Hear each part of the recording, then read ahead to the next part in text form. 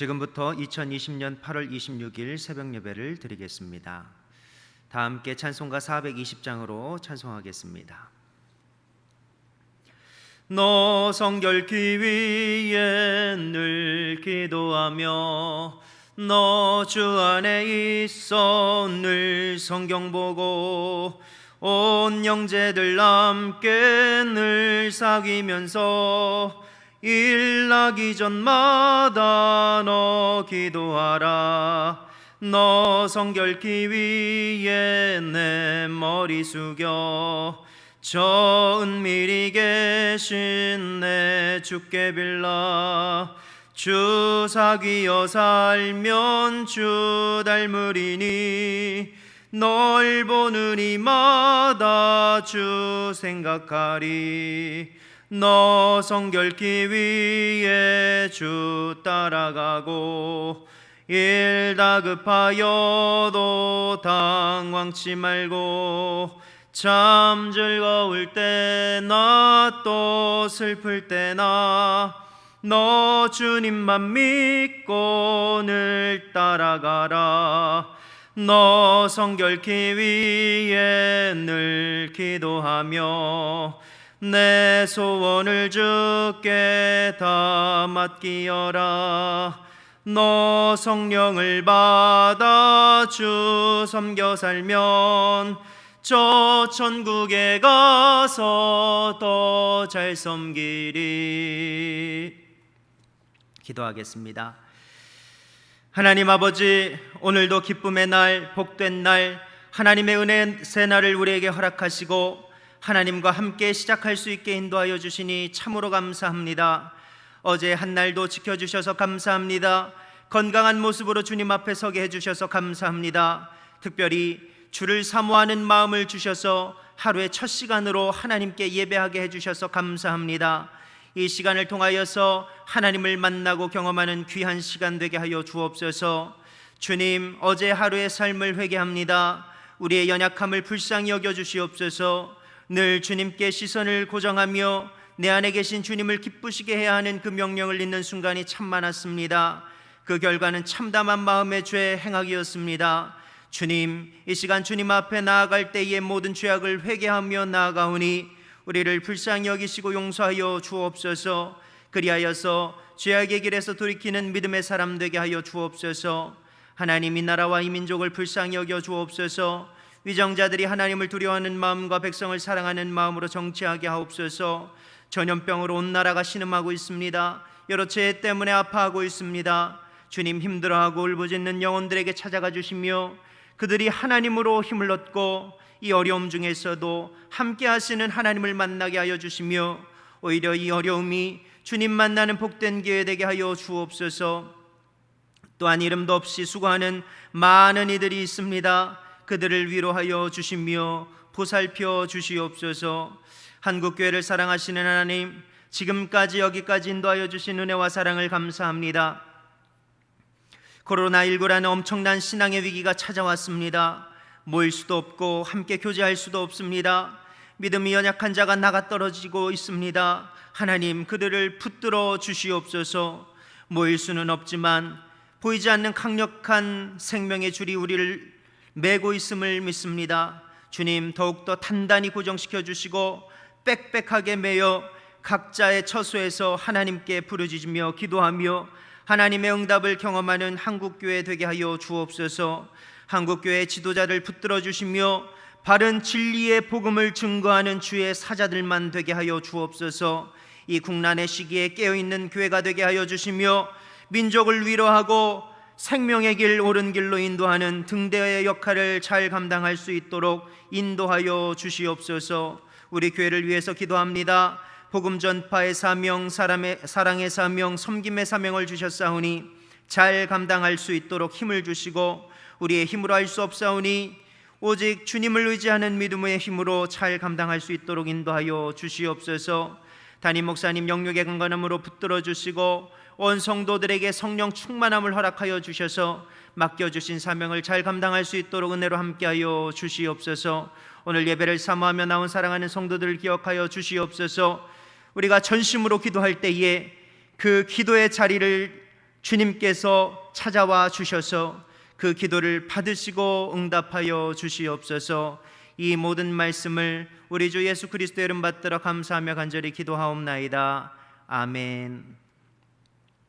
우리 다 같이 하나님 말씀 보겠습니다. 하나님 말씀은 히브리서 12장 14절의 말씀 한 절입니다. 우리 한 목소리로 합독하겠습니다. 모든 사람과 더불어 화평함과 거룩함을 따르라. 이것이 없이는 아무도 주를 보지 못하리라. 아멘.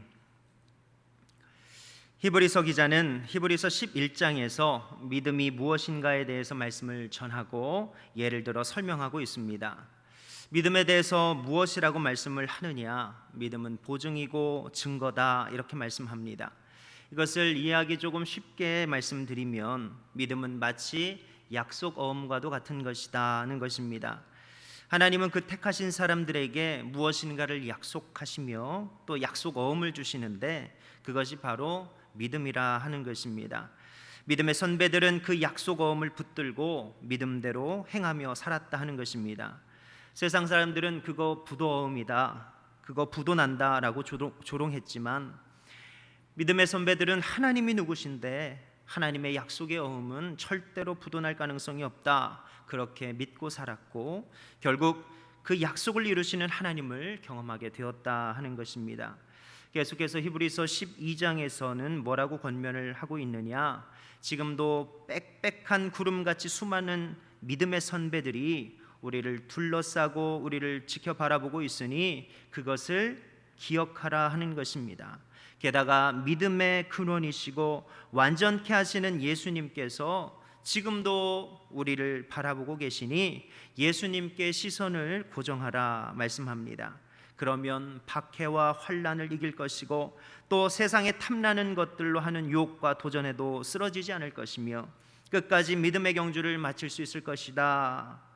이미 믿음의 경주를 완벽히 이루신 주님께 시선을 고정하면 낙심하지 않을 것이다, 그리 말씀하고 있습니다. 또한 징계에 대해서 권면을 하고 있습니다. 우리는 징계를 어려운 것, 또 피하고 싶은 것이라 여기지만 징계, 특별히 하나님이 아들에게 주시는 징계는 교육이자 훈련이니 사랑으로 생각하면서 잘 견뎌내라는 것입니다. 만약 하나님의 약속을 붙들고 믿음으로 나아가는데 어려움이 생기고 고난이 생긴다면 그것은 하나님이 훈련시키시는 것이며 훈련받을 때 당신은 보이지 않는 하나님의 엄청난 선물이 그 훈련 가운데 숨겨져 있다 하는 것입니다. 그 선물은 의의 열매이고 또 평강의 열매입니다. 그러니 피곤해져 버린 손과 무릎을 일으켜 세우고 믿음으로 달려가라 말씀하고 있습니다. 계속해서 히브리서 기자는 12장 14절로부터 믿음의 경주를 하고 있는 믿음의 사람들이 실생활에서 어찌 살아야 하는가에 대해서 권면의 말씀을 주고 있습니다. 오늘은 14절 말씀 한 절만 좀 묵상을 해보도록 하겠습니다. 14절에 이렇게 말씀하고 있습니다. 모든 사람과 더불어 화평함과 거룩함을 따르라. 이것이 없이는 아무도 주를 보지 못하리라. 아멘. 우리가 읽은 이 개역개정은 본절의 해석이 조금 오해될 소지가 있지만 표준세 번역으로 보면 원문의 의미를 잘 살려 번역을 해놓았습니다. 표준세 번역은 이렇게 말씀을 합니다. 모든 사람과 더불어 화평하게 지내고 거룩하게 살기를 힘쓰십시오. 거룩해지지 않고서는 아무도 주님을 뵙지 못할 것입니다. 아멘. 이 유대 크리스천은 심한 어려움 때문에 낙심할 만한 그런 상황에서 신앙생활을 계속해 나가고 있었습니다.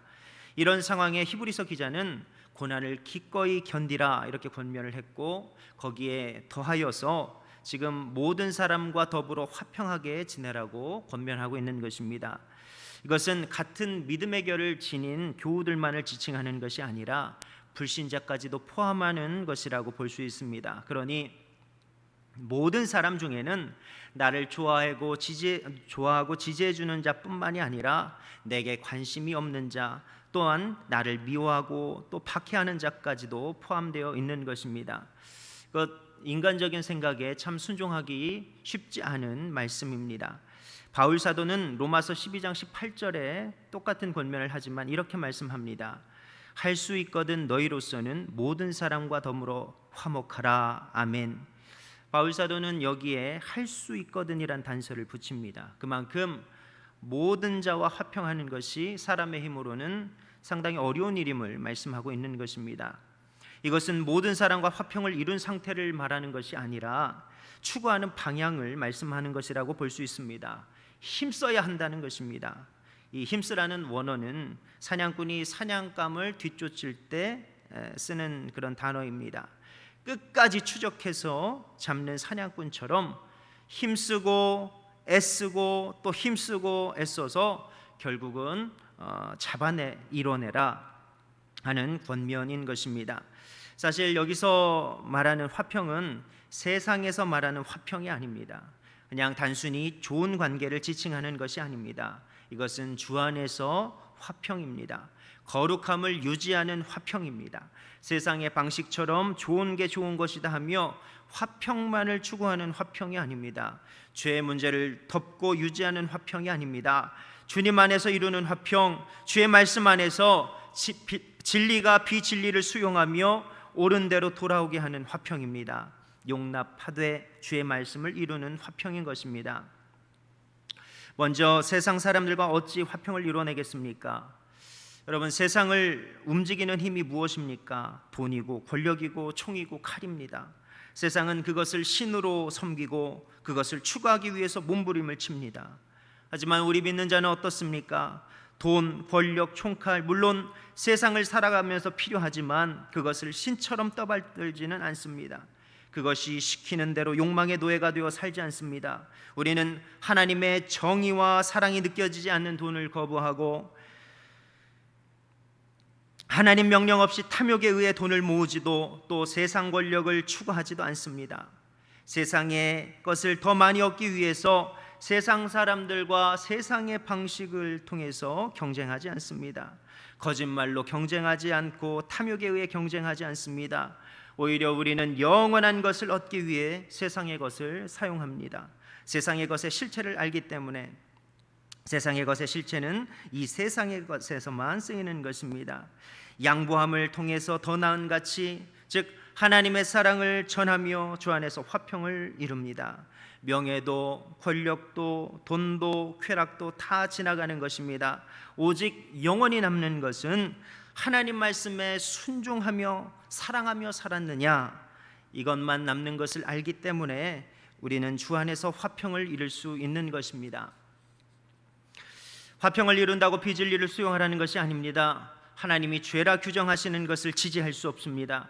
다만 믿음이 없어 하나님의 뜻을 분별하지 못하는 연약한 자를 받되 그들이 옳은 대로 돌아오게 하는 화평인 것입니다. 거룩함을 유지하는 화평인 것입니다. 성경은 거룩함이 없이는 하나님을 볼 자가 없을 것이라고 하십니다. 하나님을 볼 자, 즉 거룩함이 없이는 천국을 갈 수도 이 땅에서 천국을 누릴 수도 없다 하는 것입니다. 거룩함이 무엇입니까? 우리는 흔히 속된 것들을 생각하지도 또 죄악을 짓지도 않는 상태를 거룩이라 생각합니다. 거룩은 단순히 죄를 짓지 않은 상태를 말하는 것이 아닙니다. 예수 안에 거하는 것을 말하는 것입니다. 예수 안에 거하지 않고 내가 나의 이익을 위해 거룩을 추구한다면 그것은 진정한 거룩이 아닌 것입니다. 또한 내가 다른 사람들에게 인정받기 위해서 또 다른 사람 앞에 나의 의의를 자랑하기 위해서 죄를 짓지 않기를 노력한다면 탕자의 큰형이 지은 죄를 하나님 앞에 지을 수밖에 없는 것입니다. 그것은 아버지와 늘 함께 했지만 아버지 유산에만 관심이 있고 아버지의 마음에는 관심이 없었던 큰 형의 잘못입니다. 우리 죄 많은 인간이 어찌 거룩을 이뤄낼 수 있겠습니까? 그것은 죄 없으신 예수 그리스도께 자신의 모든 죄를 전가시킨 자만이 예수 그리스도를 통해서 죄사함을 받을 수 있는 것입니다. 이미 그리스도께서는 이 일을 이루셨지만 그 능력의 효력은 그분께 자신의 죄를 전가시킨 자에게만 나타나는 것입니다.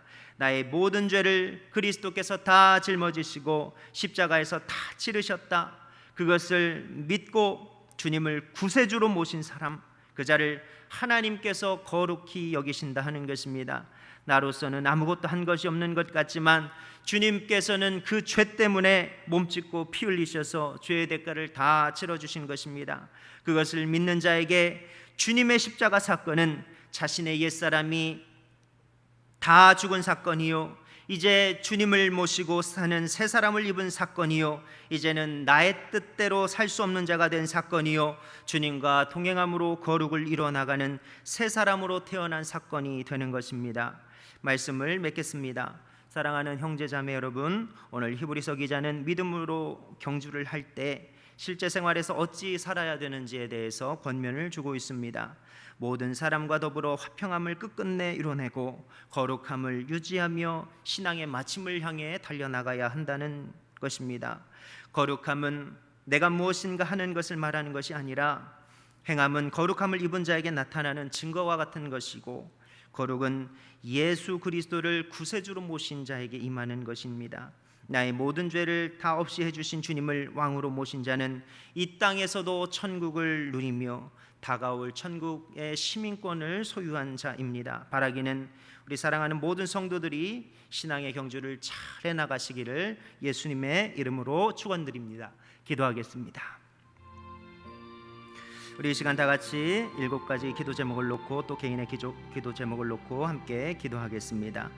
먼저 나라와 민족을 위해서 기도하겠습니다. 정치, 경제, 안보, 코로나19 종식, 또 북한의 복음화 및 핵 폐기를 위해서 기도하겠습니다.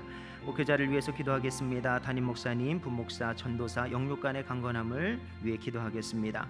교회를 위해서 기도하겠습니다. 임원, 두케일투디 팀 사역을 위해서, 또 교회 학교 및 각 기관 부서를 위해서 기도하겠습니다.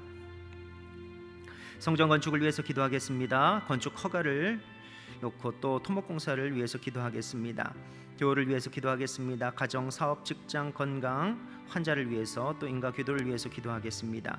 신앙을 위해서 기도하겠습니다. 코로나 사태 속에서도 믿음 안에 굳건히 서는 성도가 되게 해달라고 기도하겠습니다.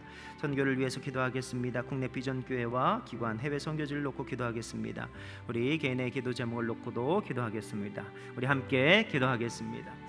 주신 아버지 하나님, 은혜와 사랑을 진실로 감사합니다. 하나님, 이 나라와 민족을 불쌍히 여겨 주옵소서. 정치적으로, 경제적으로, 안보적으로 아버지 하나님 너무나 위급한 상황이고, 코로나 때문에 아버지 하나님 너무나 어려움에 처한 이들이 많이 있습니다. 아버지 하나님, 또한 북한 아버지 하나님 불쌍한 이들이 너무나 많이 있습니다. 아버지 하나님, 이 모든 일 아버지 하나님만 해결하실 수 있사오니 하나님, 하나님의 의를 이루어 주시옵소서. 목회자를 위해서 기도한 담임 목사 영역의 강건함을 붙들어 주시고, 목사들, 전도사들 영역 간의 강건함을 붙들어 주시옵소서. 아버지 하나님, 교회를 위해서 기도합니다. 아버지 하나님, 임원들과 특별히 팀 사역자들과 교회 학교 및 각 기관 부서를 주님께서 붙들어 주시고, 아버지 하나님, 위기 속에서도 믿음을 잃어버리지 아니하고 아버지 하나님 앞에 온전한 모습 달려나갈 수 있도록 아버지 하나님 인도하여 주옵소서. 성전 건축을 위해 기도합니다. 건축 허가가 필요합니다. 토목공사가 필요합니다. 아버지 하나님, 속히 이루어 주시옵소서. 아버지 하나님, 교우들 붙들어 주시옵소서. 가정과 사업과 직장과 family 환자를 위해서 기도합니다. 아버지, 그들이 주님의 가운데 온전히 설 수 있도록 주님의 가운데 붙들어 주옵소서. 신앙을 위해서 기도합니다. 코로나 사태 속에서도 믿음 안에 굳건히 서는 성도되게 하여 주옵소서. 특별히 아버지 하나님, 선교를 위해서 기도합니다. 해외 선교하시는 모든 선교사님들을 붙들어 주시옵소서. 너무나 어려운 형편과 너무나 어려운 상황입니다. 믿음 하나만을 붙들고 나아가는 하나님의 도우심이 필요합니다. 하나님, 함께하여 주시옵소서.